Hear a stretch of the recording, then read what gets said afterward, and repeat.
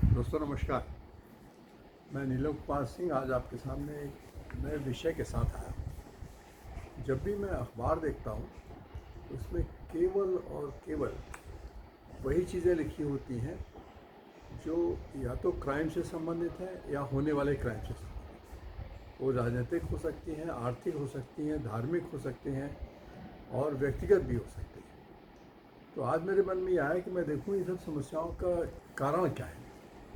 हम हर चीज़ का समाधान पुलिस के बाद ढूंढते हैं या फिर हम सशस्त्र बलों के बाद ढूंढते हैं या किसी भी घटना के लिए हम कारण नहीं ढूंढते। हम ये ढूंढते हैं कि ये घटना हो गई, इसमें जो कल्प्रिट है, जो अपराधी है, उसको पकड़ लो, सजा दो, जो कि नितांत गलत है। कोई भी काम बिना कारण के नहीं होता। जहाँ तक मैं समझ पाया हूँ, समाज में जो भी समस्याएं हैं वो कतिपय कारणों से हैं।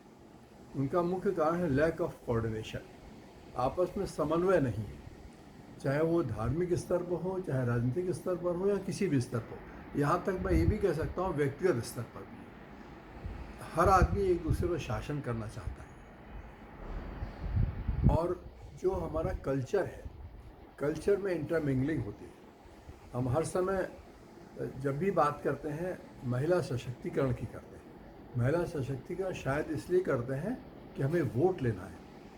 वोट जो है, चूँकि 50% लगभग वोट महिलाओं का होता है, लेकिन हम उसमें ये भूल जाते हैं कि हमें समाज को भी चलाना है, केवल वोट ही नहीं लेना है।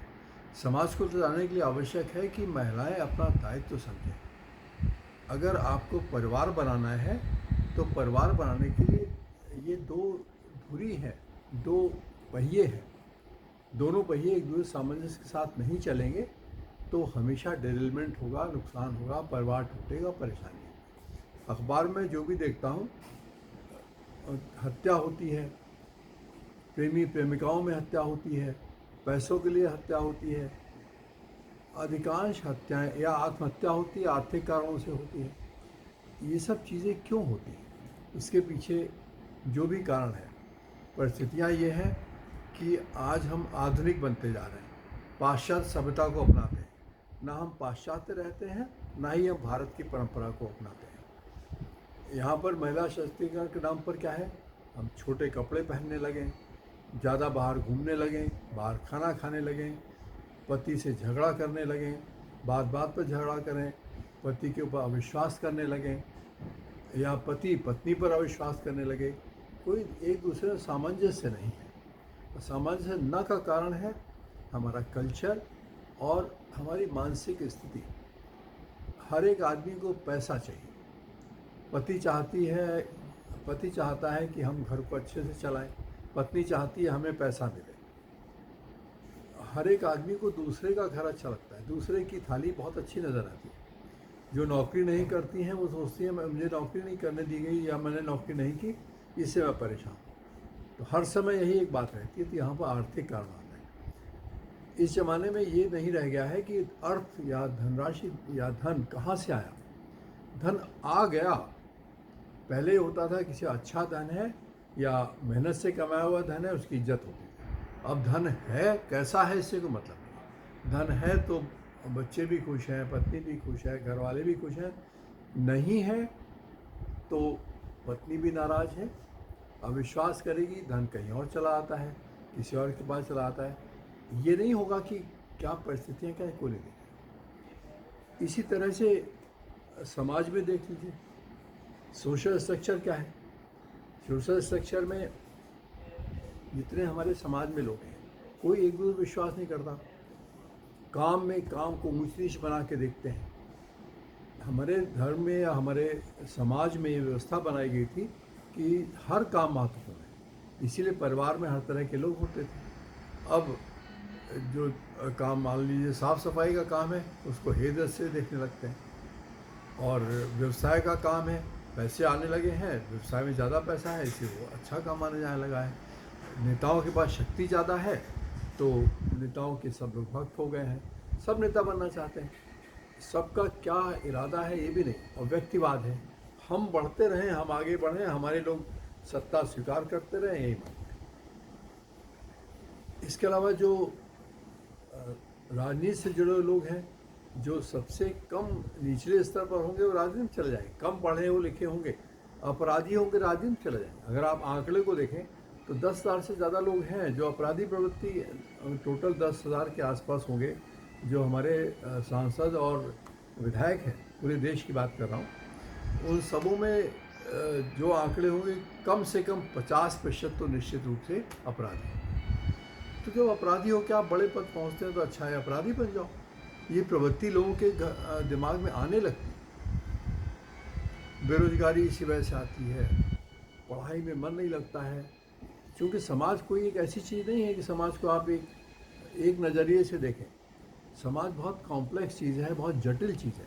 उसको विभिन्न पहलुओं से, विभिन्न नज़रियों से, विभिन्न विश्वासों के साथ, विभिन्न सांस्कृतिक विचारों के साथ देखना चाहिए। जब इंटरमिंगलिंग ऑफ कल्चर होता है, जब कई तरह के कल्चर एक साथ मिलते हैं, वहाँ बैलेंस होने की बहुत ज़्यादा ज़रूरत है। आज की तारीख में धन की, अर्थ की बहुत ज़्यादा महत्व हो गई, तो उसमें दोनों पति पत्नी धनार्जन के लिए कोशिश करते हैं। धनार्जन करते हैं तो बच्चों को असर पड़ता है, बच्चों को असर पड़ता है, ये हमारे देश के या किसी भी समाज के भविष्य होते हैं, तो भविष्य पर जहाँ पर ये होता है कि पति काम करता है, पत्नी काम करती है, दोनों में कोई एक काम करता है, बाकी परिवार संभालता है, तो उसमें ज़्यादा संभावना होती है कि एक समाज अच्छा बने। अगर वो भी नहीं है तो दोनों में संतुलन हो जाता है। लेकिन हमारे समाज की स्थिति यह है कि एक बार असंतुलन हो गया तो उस असंतुलन में ही आपको जीना है, असंतुलन से बाहर नहीं निकल सकते। उस असंतुलन को दूर करने के लिए विभिन्न पहलू हैं, विभिन्न तरह से विचार किया सकता है।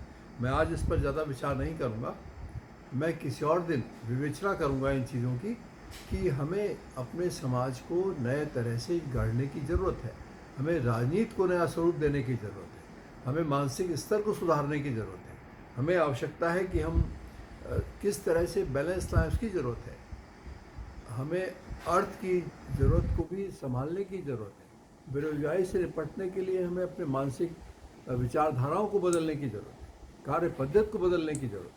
इतने सारे चीज़ जो समाज में, जब हम सब चीज़ों को एक साथ इन टोटलिटी जब हम देखेंगे तब कहीं हम कुछ कर सकते हैं।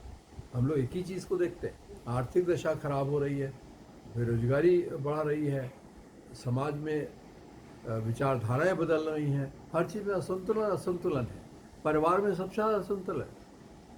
अगर आप 90% लोगों को देखें तो असंतुलित होंगे, खुश नहीं होंगे, लेकिन आर्टिफिशियल खुशी उनको दिखानी पड़ती है। क्यों दिखानी पड़ती है? इसलिए कि हमारा समाज वो पसंद करता है। हमें इन चीज़ों को सुधारने की आवश्यकता है। अगर हम इनको नहीं सुधारेंगे तो हमारे यहाँ आत्महत्याएँ, बलात्कार, चोरी, डकैती तो अब होती नहीं, सरेआम चोरी होती है, लूटमार होती है, डकैती नहीं हुआ करती। किसी ज़माने में डकैत होते थे, उन डकैतों का भी अपना एक मॉरल होता है, सिद्धांत होता है। अब न वो डकैत है, न मॉरल है, न सिद्धांत है। अब तो केवल एक चीज़ है, हमें अपनी ज़रूरतें पूरी करनी है, व्यक्तिवाद है। हम जहाँ पर हैं बढ़ते चले जाए, दूसरा कहाँ जा रहा है इससे कोई मतलब नहीं। परिवार में भी हमारा डोमिनेशन होना चाहिए, बाकी अर्थ कहाँ है, क्या है, कोई आवश्यकता नहीं। मैं इस बारे में संक्षेप में ही कहूँगा कि हमारी जो विवाह प्रथा है, वैसे तो मैं ये मानता हूँ सारी प्रथाएं जो हैं वो आपको बंधन में डालती हैं, लेकिन ऐसा नहीं हो सकता कि समाज में आप रह रहे हो सारी प्रथाओं को तोड़ दिया जाए। लेकिन उन प्रथाओं में इतना परिवर्तन जरूर करने की आवश्यकता है कि आप इतना ज़्यादा बंधन न महसूस करें किसी ने आत्महत्या करनी पड़े। मैं आज अपनी बात यहीं समाप्त करता हूँ। मैं थोड़ी सी कड़वी बात आज ज़रूर कह रहा हूँ, लेकिन इन विषयों पर मैं पुनः से विचार प्रारंभ करने जा रहा हूँ। लंबे समय से मैंने इस विचारधारा को छोड़ दिया था। अब मैं प्रत्येक विषय पर अपने विचार रखता रहूँगा, आपके सामने आता रहूँगा, और इन्हीं शब्दों के साथ मैं नीलम कुमार सिंह आज अपनी बात समाप्त करता हूँ।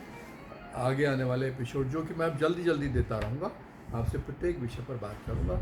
आज मैंने एक सामान्य बात की है, अगले एपिसोड में मैं एक एक समस्या के बारे में अपने विचार रखूँगा।